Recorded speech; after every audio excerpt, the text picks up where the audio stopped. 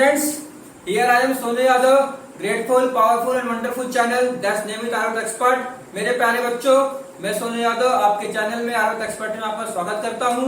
और जैसा कि आप लोगों को पता है, हम लोग का चैप्टर करंट इलेक्ट्रिसिटी चल रहा है, जिसका हम आज पार्ट 8 बनाएंगे। और मैं आप लोगों को बताना चाहता हूं आज का जो हमारा टॉपिक हमारा क्या है, इलेक्ट्रिक पावर। तो इलेक्ट्रिक पावर आज हम पढ़ेंगे और मैं आप लोगों को इसे समझाने के लिए एक सर्किट डायग्राम बनाता हूँ छोटा सा। ठीक है, हमने क्या किया, यहाँ पे रेजिस्टेंस है हमारे पास और उसमें हमने क्या किया, बैटरी से हमने कनेक्ट कर दिया है। और यहाँ पे हमारा टर्मिनल क्या है, ए है, और हमारा क्या है, ये बी है। रेजिस्टेंस आर हो गया और हमारा से करंट आई फ्लो हो रहा है। अब देखो, पहले बनाता हूँ इलेक्ट्रिक पावर की हमारी डेफिनेशन क्या होती है। It is the rate at which work is done by a source of an EMF in maintaining the electric current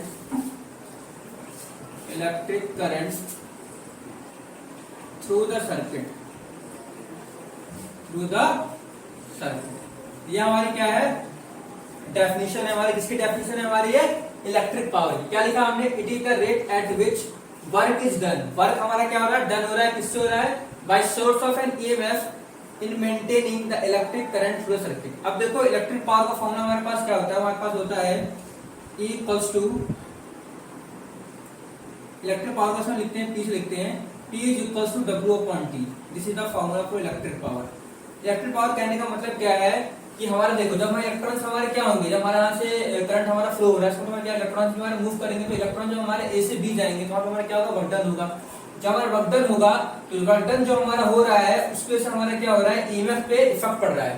तो जो हमारा ईएमएफ है, जो हमारा वोल्टेज है, वो क्या होता है, मेंटेन किया जाता है सोर्स के द्वारा। ठीक है, तो उसे हम क्या बोलते हैं, इलेक्ट्रिक पावर बोलते हैं। इलेक्ट्रिक पावर कहने का मतलब क्या है कि work done by a source and EMF in maintaining the electric current flow circuit. इस सर्किट में हम क्या कर रहे हैं, इलेक्ट्रिक करंट को मेंटेन कर रहे हैं with the help of voltage की हेल्प से हम क्या कर रहे हैं, इस सर्किट में करंट को हम मेंटेन कर रहे हैं। उसको हम क्या करना पड़ रहा है, वर्तन करना पड़ रहा है। यानी कि पर यूनिट पर सेकंड में हमें कितना वर्तन करना पड़ रहा है इन मेंटेनिंग द ईएमएफ को मेंटेन करने के लिए सर्किट में हमें पर टाइम हमें कितना वर्तन करना पड़ा, हम क्या बोलते हैं, इलेक्ट्रिक पावर। और सिंपल लैंग्वेज में हम क्या बोलेंगे, the rate of doing work पर सेकंड। अब पर सेकंड में कितना काम करो, हम क्या बोलते हैं, इलेक्ट्रिक पावर बोलते हैं। अगर हम इसकी बात करें यहाँ पे, तो यहाँ पे इलेक्ट्रिक पावर कहने का मतलब क्या है कि टू मेंटेन द वोल्टेज। हम क्या कर रहे हैं, वोल्टेज को मेंटेन कर रहे हैं। जब हमारा करंट सर्किट से फ्लो हो रहा है, उसको जो हमें वर्तन करना पड़ रहा है, उसको हम क्या बोलते हैं, पावर बोलते हैं। उसको क्या बोलते हैं, पावर बोलते हैं। पावर हमारे पास क्या W upon T है। ठीक है, अब देखो हमारे पास पावर के फॉर्मूले क्या डराइव होते हैं, मैं आप लोगों को बताता हूँ। ठीक है, अब देखो हम कैसे निकालेंगे यहाँ से हम पावर का फॉर्मूला। हमारे पास क्या है, पावर इक्वल टू हमारे पास क्या है, W upon T है। और आप लोगों को पता है W इक्वल टू हमारे पास क्या होता है, Q into V होता है। क्या होता है हमारे पास यहाँ पे क्या करेंगे, W की जगह हम क्या पुट कर देंगे, Q into V। क्या पुट करेंगे हम, Q into V upon T। अब देखो हमारे पास क्या होता है, Q की वैल्यू हमारे पास क्या होती है, I into T होती है। Q क्या होती है हमारे पास, Q की वैल्यू I into T। अब यहाँ पर पुट करेंगे तो I into T into V upon T।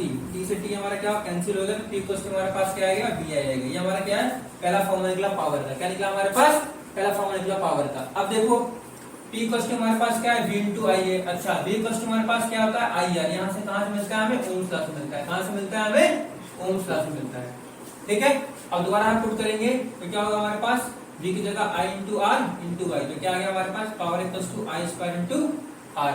अब हमारे पास क्या होता है, I इक्वल्स टू हमारे पास क्या होता है, V upon R होता है। अगर हम पुट करेंगे तो क्या मिलेगा हमारे पास, V upon R का स्क्वायर into R। तो हमारे पास क्या आ गया, power equals to V square upon R square into R। इसे कटेगा तो P इक्वल्स टू हमारे पास आएगा V स्क्वायर अपॉन R। अब देखो हमारे पास तीन फॉर्मूले हमारे पास पावर के क्या है, अभी आप लोगों में लिख के दिखाता हूँ। ठीक है, हमारे पास क्या क्या है देखो। हमारे पास जो पावर के तीन फॉर्मूले निकल के आते हैं, हमारे पास आता है, एक आता है हमारे पास power equals to V upon I, और पावर इक्वल्स टू हमारे पास क्या है, दूसरा फॉर्मूला हमारे पास क्या था, I स्क्वायर इंटू R, और तीसरा हमारे पास क्या है, power equals to v square upon r। तो हमारे तीन फॉर्मूले हैं जो आपको याद रखना है, ठीक है। एक बार फिर से बताता हूँ, इलेक्ट्रिक पावर हमारा क्या होता है, electric power is defined as the work done by a source in maintaining the EMF the current flow through the circuit. किसी भी सर्किट से, किसी सोर्स के द्वारा हम वोल्टेज को मेंटेन करते हैं, जब सर्किट से हमारा करंट फ्लो होता है उसको हम क्या बोलते हैं, इलेक्ट्रिक पावर बोलते हैं। सिंपल लैंग्वेज में हम क्या करेंगे, the rate of doing work पर सेकंड इसका इलेक्ट्रिक पावर, ठीक है। इलेक्ट्रिक पावर हम किसे बोलते हैं कि हम टाइम के अकॉर्डिंग, पर टाइम के अकॉर्डिंग हम कितना वर्क डन कर रहे हैं, पर सेकंड में कितना वर्क डन कर रहे हैं, क्या बोलते हैं, इलेक्ट्रिक पावर बोलते हैं, ठीक है। तो पावर फॉर्मूला हमारे पास क्या आ गया, ये आ गया। अब देखो एसआई यूनिट क्या होती है हमारे पास, एसआई यूनिट ऑफ पावर, तो हमारे पास क्या होता है, इज वॉट। क्या होता है हमारे पास, क्या होता है हमारे पास, वॉट होता है, ठीक है। अब देखो हम डिफाइन करेंगे 1 watt, 1 watt is equal to हमारे पास क्या होगा, पावर इक्वल टू हमारे पास क्या होता है, वर्क डन अपॉन टाइम होता है। तो पावर का हो गया 1 वॉट और ये जाएगा हमारा 1 जूल अपॉन 1 सेकेंड, ठीक है। अब देखो इसमें हमने क्या किया, हमने कूलाम से मल्टीप्लाई किया और हमने क्या किया, कूलाम से हमने क्या किया, डिवाइड किया। अब देखो इसे हम लिख सकते हैं 1 joule upon 1 coulomb into coulomb upon 1 second.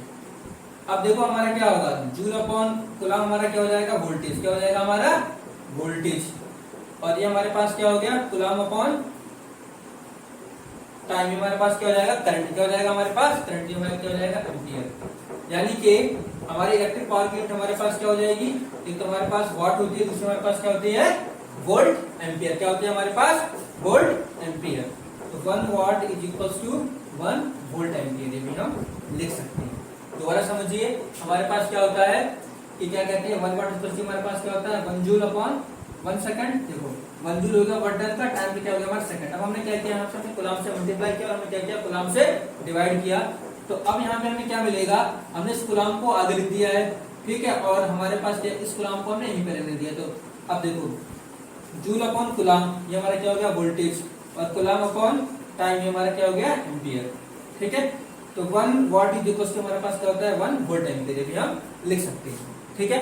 और हमारे पास क्या होता है 1 किलोवाट, 1 किलोवाट क्या होता है हमारे पास, इज इक्वल टू 1000 वाट के बराबर। ये आपको याद रखना है, ये हमारा कहाँ मदद होगा, जब हम न्यूमेरिकल करेंगे वहां पे हमेशा हम यूज कर सकते हैं, ठीक है। तो पावर के फॉर्मूले हमारे पास क्या आ गए, ये आ गए, V into I, I square into R, V square upon R।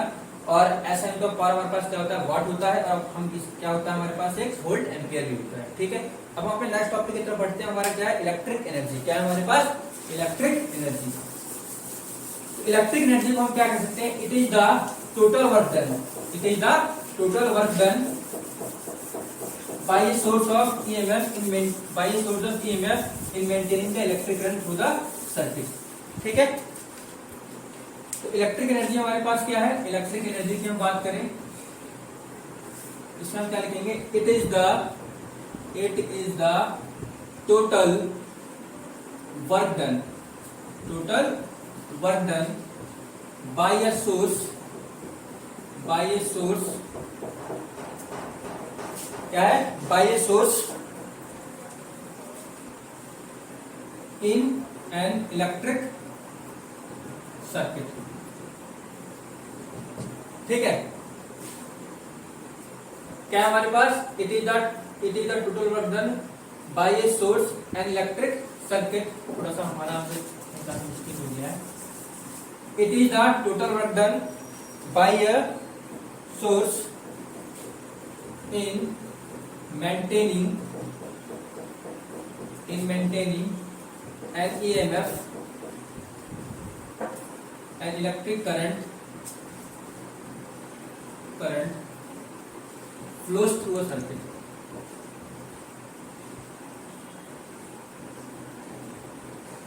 ठीक है।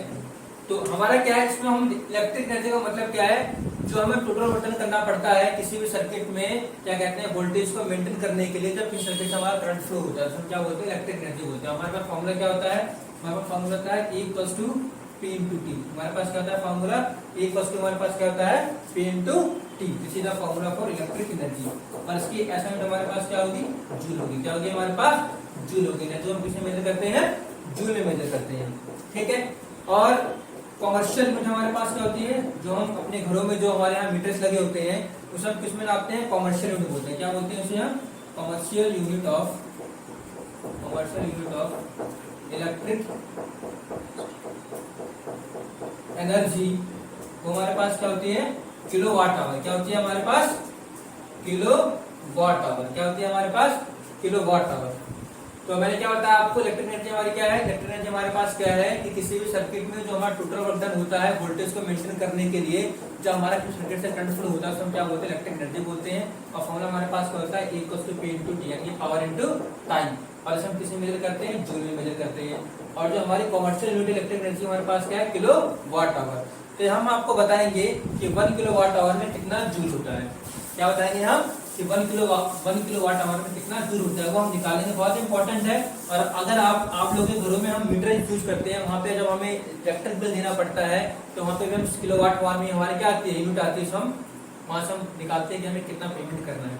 देखो 1 किलो वाट आवर का मतलब क्या होगा, 1000 वाट है ना, 1 वाट इंटू 1 आवर। क्या होगा हमारे पास, 1 किलो वाट। क्या होगा हमारे पास, 1 वाट इंटू 1 आवर। ठीक है। तो यहाँ पे हमारा कितना हो जाएगा, 1000 इंटू 1 आवर का मतलब क्या हो जाएगा, 3600। कितना हो जाएगा हमारे पास, 3600। ठीक है। तो यहाँ पे हमारे पास क्या है, 1000 वाट होगा, sorry 1 kilowatt is equal to 1000 watt into 1 our.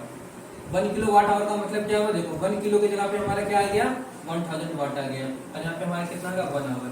तो ये हो गया 1 आवर में कितना होता है हमारा 3600 सेकंड होता है। तो इसमें क्या लिख सकते हैं, 3.6 into 10 to the power 6 joule. हमारे पास क्या आ गया, 1 kilowatt hour equal to हमारे पास क्या आ गया, 3.6 into 10 to the power 6 joule. दोबारा समझिएगा, 1 किलो वाट आवर को हम क्या लिखते हैं, 1000 वाट इंटू 1 आवर। तो 1000 वाट, 1000 यहाँ पे हो गया, एक आवर हमारे कितना 3600 सेकंड होता है। उसको हमने कन्वर्ट कर दिया तो हमारे पास क्या आ गया, 1 kilowatt hour equal to 3.6 into 10 to the power 6 joule. यानी कि this is the commercial unit of electric power. जो हमारे घरों में जो मीटर हम यूज करते हैं वहाँ पे जो हम अपने कैलकुलेशन निकालते हैं इस फॉर्मूले के हिसाब से ही निकालते हैं। ठीक है। अब हम बात करते हैं अपने नेक्स्ट टॉपिक की। जो हमारा नेक्स्ट टॉपिक है हमारे पास क्या है, पावर कंज्यूम। क्या है हमारे पास, power consume by a series combination of appliances. क्या है हमारे पास, power consumed by a series combination of appliances. ठीक है। यहाँ पे एप्लायंसेस का मतलब क्या है, आप जैसे कि हम यहाँ पे क्या ले लेंगे, बल्ब ले लेंगे। तो मैं एक डायग्राम बनाता हूँ। जैसे कि हमने क्या किया, 3 बल्ब को हमने क्या किया, सीरीज में लगा दिया। क्या किया हमने, 3 बल्ब को हमने क्या किया है, सीरीज में लगा दिया है। तो उनके द्वारा कितना पावर कंज्यूम हो रहा है वो हम देखेंगे। ठीक है। इसमें मान के चलते हैं कि ये जो हमारा फर्स्ट बल्ब है, ये हमारा क्या है, फर्स्ट बल्ब है। ये हमारा सेकंड बल्ब है और ये हमारा क्या है, सेकंड बल्ब। ठीक है। फर्स्ट बल्ब, सेकंड बल्ब और हमारा क्या है, थर्ड बल्ब। तो जो हमारा फर्स्ट बल्ब है इसमें जो हमारी पावर क्या लग रही है, हमारे पास P1 है और वोल्टेज हमारा कितना है, V है। पावर यहाँ पे P2 है, वोल्टेज कितना है, V है। और पावर हमारे पास P3, वोल्टेज हमारा कितना पास V है। ठीक है। तो अगर हम यहाँ पे रेजिस्टेंस निकालेंगे, क्या निकालेंगे, रेजिस्टेंस निकालेंगे। तो हमारे पास फॉर्मूला क्या था, P = हमारे पास क्या था, V² था। अगर यहाँ से हम R1 की वैल्यू निकालते हैं, किसकी वैल्यू निकालते हैं, R1 की, तो हमारे पास क्या आ जाएगा, वोल्टेज तो तीनों के लिए सेम है तो हमारे पास क्या हो जाएगा, V²/P1। अगर हम R2 निकालेंगे तो हमारे पास क्या आएगा, V²/P2। अगर हम R3 निकालेंगे तो हमारे पास क्या आएगा, V²/P3। और हमारे पास पता है total effective resistance in the circuit. क्या हमारे पास, total effective resistance in circuit.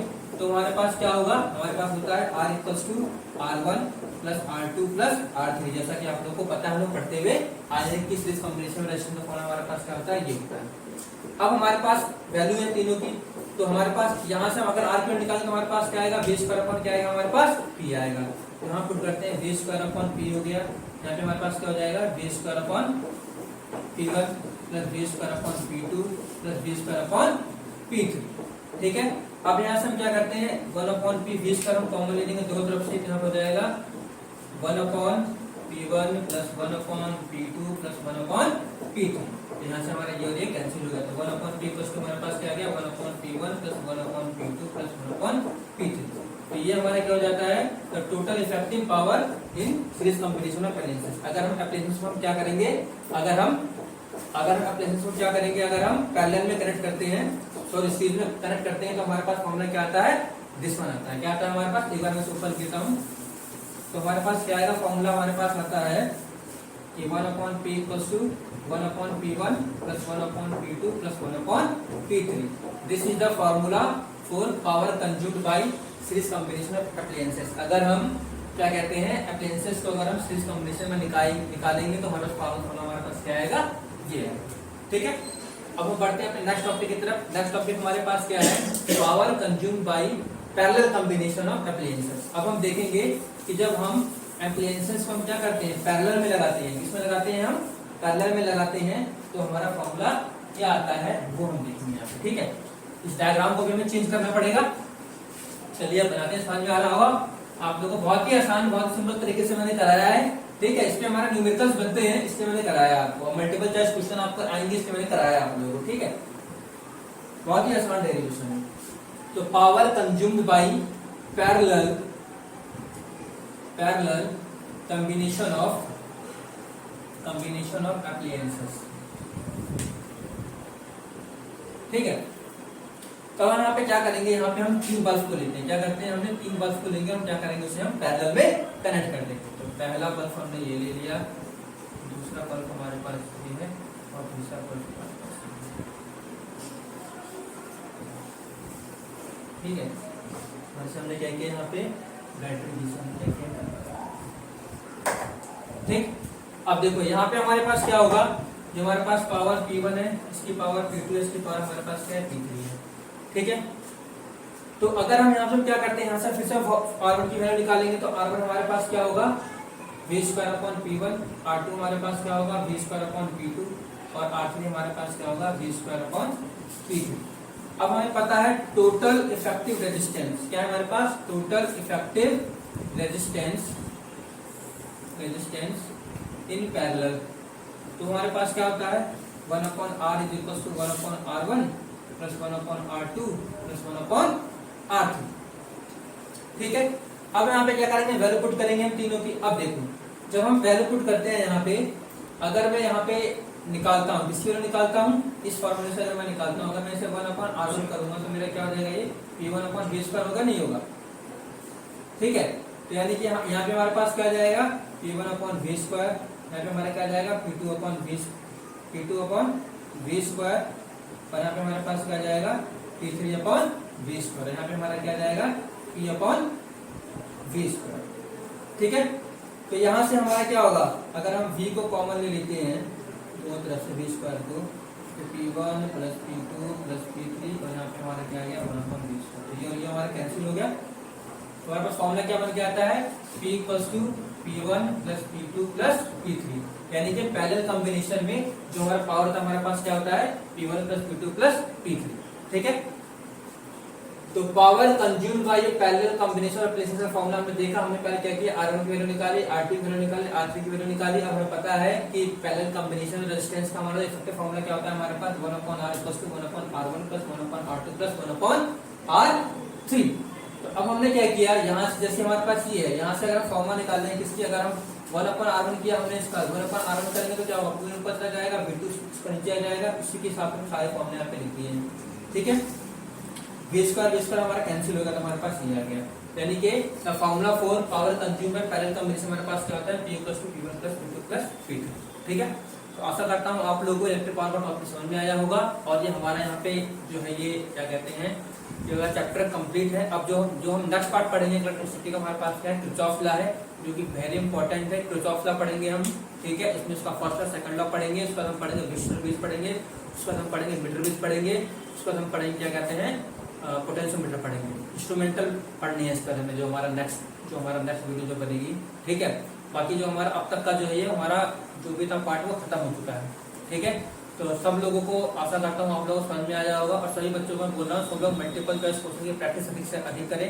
Chapter खत्म होने के बाद हम सीरीज चलाएंगे मल्टीपल चॉइस क्वेश्चन की, जो कि इंपॉर्टेंट जो हमारे पेपर में आने भी वाला है। ठीक है, और सभी बच्चों को एक बार सभी बच्चों को रक्षाबंधन की हार्दिक शुभकामनाएं। सभी लोग अच्छे रक्षाबंधन मनाएं और एंजॉय करें। ठीक है, thank you, have a nice day. और सब लोगों से एक बात कहना चाहूंगा, इस चैनल को अधिक से अधिक लाइक करें, सब्सक्राइब करें और दूसरे अपने फ्रेंड तक भी पहुंचाएं, ताकि आपके साथ उनका भी भला हो। और एक बार फिर से सभी बच्चों को रक्षाबंधन की हार्दिक शुभकामनाएं। Thank you, have a nice day.